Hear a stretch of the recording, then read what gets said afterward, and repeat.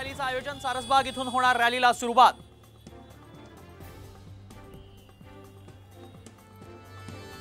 Mahayuti सरकारवरील बदल्यांमधील गैरव्यवहाराच्या आरोपावर RSS नाराज असल्याची सूत्रांची माहिती। भाजपच्या मंत्र्यांनी भ्रष्टाचारापासून दूर राहावं, आरएसएसचा सल्ला।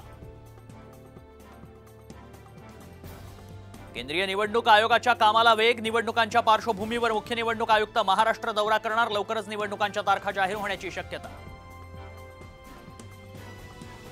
बडोतर्फ पोलीस अधिकारी सचिन वाझेच्या याचिकेवर 23 ऑगस्ट रोजी निर्णय। जामिनासाठी सचिन वाझेची मुंबई उच्च न्यायालयात याचिका। पुणे एटीएस करणार दहशतवादी रिजवान अलीची चौकशी। पत्नीच्या उपचारासाठी रिजवान दिल्लीत, पत्नीचा एटीएस कडून शोध सुरू।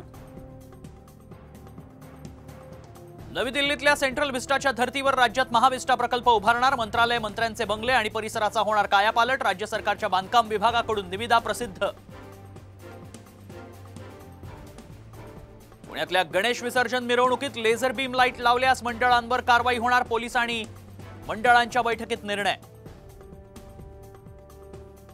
बांगलादेशात हिंदू बांधवांवर होणाऱ्या अत्याचाराच्या निषेधार्थ नाशिक बंदची हाक। हिंदू संघटनांकडून 16 ऑगस्टला जिल्हा कडकडीत बंदची हाक। जळगावमध्ये 12 दिवसांनंतर सोनं पुन्हा 71,000 चांदीचे भाव मात्र स्थिर। मंगळवारी सोन्याच्या दरात 650 रुपयांची वाढ।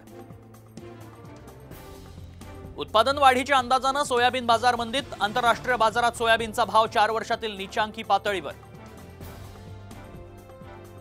अमरावतीच्या शिरसगाव कसबा गावात पावसाचा कहर। तलाठी कार्यालयात शिरले पाणी, रस्त्यांनाही नदीचं स्वरूप।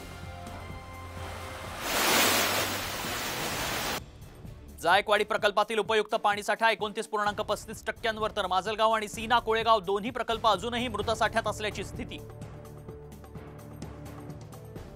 पुण्यात झिका विषाणूचा धोका कमी। नवीन रुग्णांची संख्या घटली। सध्या शहरात एकूण 75 रुग्ण।